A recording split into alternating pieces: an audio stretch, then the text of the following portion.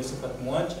I'm the instructor of OAF 121, Finance 1, one of the subjects in BBA subjects. Finance 1 is one of the first level subjects in finance subjects.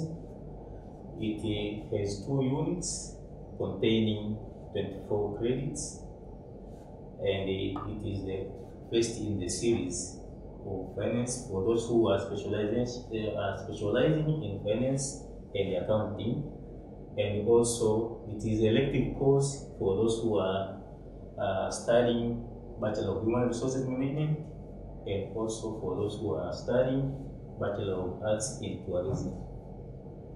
The aim of studying this course is to make sure that finance is a precipitous course.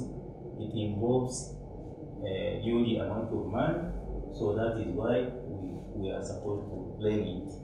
Because for NFM, the management ability to manage the finance is one of the fundamental importance. Also because in starting projects, we need a huge amount of money. And because the projects are for future, it means that if consideration is not made when considering how to initiate the project, it means that we can undergo a risk if a proper decision is not made. So, learning objective of this course, we shall see the objectives. The first objective is to know overview of the finance. And after that, we shall see the role of financial manager and the role of finance, including financial functions, the role of financial manager. That will be covered in area 1. Area 2, we shall see valuation of money. We shall see time value of money and how it is constructed, how are we going to use it, present values and future values. Area 3, we shall see valuation of securities, including bonds and shares. And in area 4, we shall see cost of capital and how we are going to make financial decisions by appraising our projects. Chapter 5 will cover marketing efficiency, and lastly, we shall summarize all the chapters. Now, today we are going to start with lecture 1. Lecture 1, which lecture 1 and 2 will be forming area 1.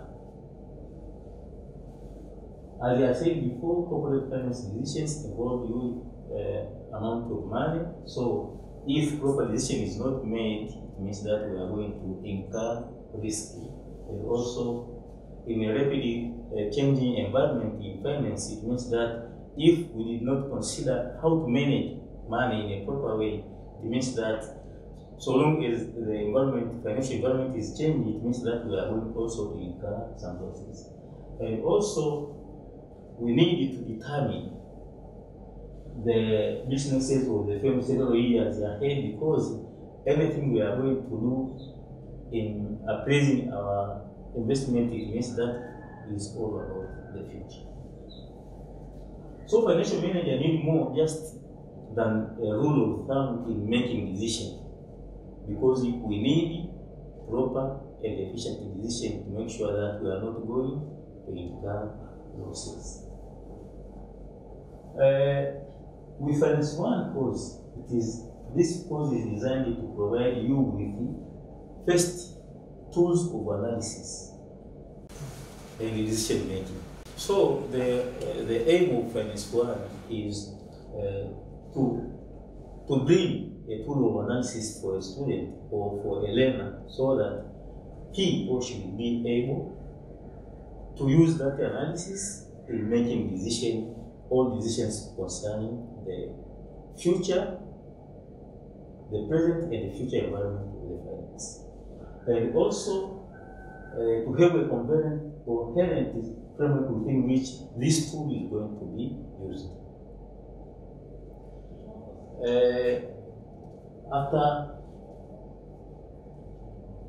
After looking at that, then we are going to see the objectives of this area 1. Objective is in twofold. The first one is to see overview of finance, and secondly, to see the role of financial manager, the function of finance in general, and the financial markets. Starting with the overview.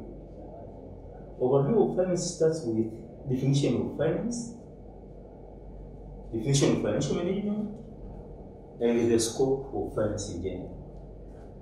Finance is defined in different forms. According to Oxford Dictionary, finance is defined as manipulating of money, manipulation and the managing of money. But also, in another definition, you can see finance as a capital which is used either to start a business or to fund a business which has already started. For example, when you take a loan at a bank, it means that is a finance. That is as far as some authors' definitions. But also we have definition of financial management. According to Maheshwari, finance is defined as the process of managing money in terms of raising funds, efficient allocation of funds, and planning, controlling, as well as making sure that a good follow-up to make sure that the funds which are allocated is allocated where it is required. That is definition. So definition of financial management can be some sort of managerial process. When we come to scope, financial management has two approaches. The first approach is traditional approach, and the second one is modern approach. Traditional approach in financial management comes from pre-1950s, but modern financial management it starts from 1950s onwards. Starting with traditional financial management. Traditional financial management means that it is the finance whereby at that particular time the financial management were also only looking at the how to raise funds.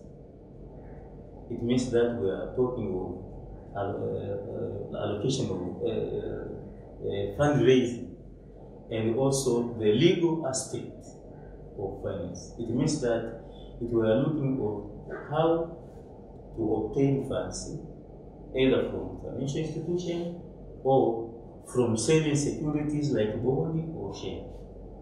Not only that, but also all procedures, legal procedures between the firm which is concerning the fund allocation and all other firms like financial institutions. Now, the limitation of traditional method is that it looked only on fund allocation instead of also looking on other processes concerning the funds. For example, after obtaining fund, the traditional method did not look on how to allocate that fund, efficient allocation, and all other matters concerning the financial functions such as the dividend decision or working capital management. The traditional method did not look at that. Now, when we come to modern method of financial management, it means that it started after technological changes. When technology comes, it comes with some changes. For example, after raising funds, then what amount are we supposed to raise? Where are we going to get that fund? After getting that fund, where are we going to allocate? So efficient allocation is a matter which is needed. Who is going to control that amount of fund? All these are contained in the modern way of financial management. That is all about the scope of financial management. Then we come to the role of financial manager. First of all, we are supposed to know who is a financial manager. Financial manager is somebody who has the role of raising funds from different sources,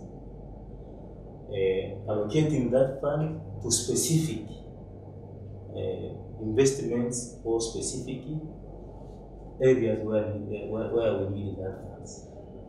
That is who is the financial manager. Now, financial manager has some roles. The first role is the allocation of money. Sorry, the raising, fundraising. It is the role of financial manager to know where he or she is going to obtain the fund, either from financial institutions or by issuing shares or bonds from those two sources. Then, after getting the fund, efficient allocation. Because when we are allocating fund, we are not only talking about the allocation. Efficient allocation is a matter of fund. And then, after allocation, then the proper controlling of that fund is the fund which has been allocated properly implemented to specific aspects where it is supposed to be there. Also, another role of financial manager is to have a correspondence with financial institution whereby we obtain those funds from.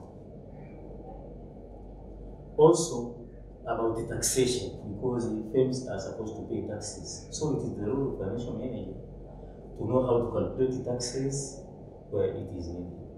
Also, it is the role of financial manager to make sure that there is a correspondence between the firm which he is governing to other firms or to other financial institutions. Also, that is the role. Now, when we are looking at the role, also, we are not supposed to forget the functions. Because the role of financial manager is a bit different from function of financial manager. Now, there are 4 functions of financial manager. The first one is financing function.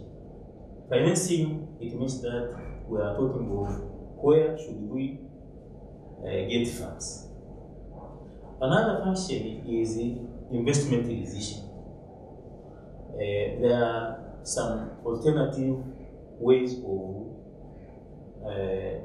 allocating our funds, because when we are talking of investment, we have to know how to appraise investment so that we shall invest our money in an investment which is profitable. Another function is working capital management. It is the role of financial manager to make sure that a day-to-day cash flows are in hand. It means that to know the daily incoming funds and the liabilities which the company or the organization is supposed to face. Another role is the dividend decision. It is the role of financial manager to make sure that after getting the profit, how much is going to be divided among shareholders of that particular organization. Is all the amount or just part of the amount is going to be divided? So it is the role of financial manager to know that. So that is all about the role of financial manager. After knowing the role of financial manager, we come to another point. The firm. what is the firm? And the different firms, different form of organizations. The firm is where the business is expected to be operated. We have different forms of organizations. We have sole proprietorship, we have partnership, and we have corporation. Each one has got its formation style, has got its advantages and disadvantages. In our lecture notice, you will see the advantages of sole proprietorship, the disadvantages of sole proprietorship, the advantages of partnership and disadvantages, advantages of corporation and the disadvantages. All these are incorporated in the lecture notice and in the PowerPoint which provided in the course. And thereafter, we have to know something which is known as the agency problem and agency cost. What is the agency problem? Before defining agency problem, we have to know what is agency cost, agency relationship. A corporation is different from personal entity. It means that because of the delegation of authorities, it means that shareholders delegate the management of the firm within the hands of agent, which is the management. Now, agent problem happens when there is a divergence of interest between what shareholders are aiming to what management is pursuing. Shareholders' aim is to maximize their wealth, but management pursue the duty different to what shareholders are expecting. It means that either management, because of their personal interest, will want to have good salaries, good bonuses, in which case it means that they are reducing the maximization of shareholders, what the shareholders are expecting. In that regard, shareholders have to undergo cost to make sure that there is alignment between management activities and the activities where shareholders were expecting. Now, shareholders incur some costs. For example, they have to hire they have to hire either auditors to audit the firm to see whether the management is pursuing the interest as where the shareholders expect. And the agency problem also, there is an agency problem between management and shareholders, that is the first case, and also there is a problem between shareholders and creditors. And this happens when the managers or shareholders, managers on behalf of shareholders, try to make sure that they prefer the shareholders to get profit instead of paying the creditors. Now, in that regard, it means that the creditors are at loss. To mitigate that problem, it means that there are some covenants which the creditors put in place to make sure that the shareholders or management in general abide to that covenant. One of them is to make sure that the dividends are not paid unless the first amount of money which were in debt is paid first, or to make sure that no new investment is started until when the creditors are paid that amount of money. So in short, that is all about the financial environment and also the scope of finance.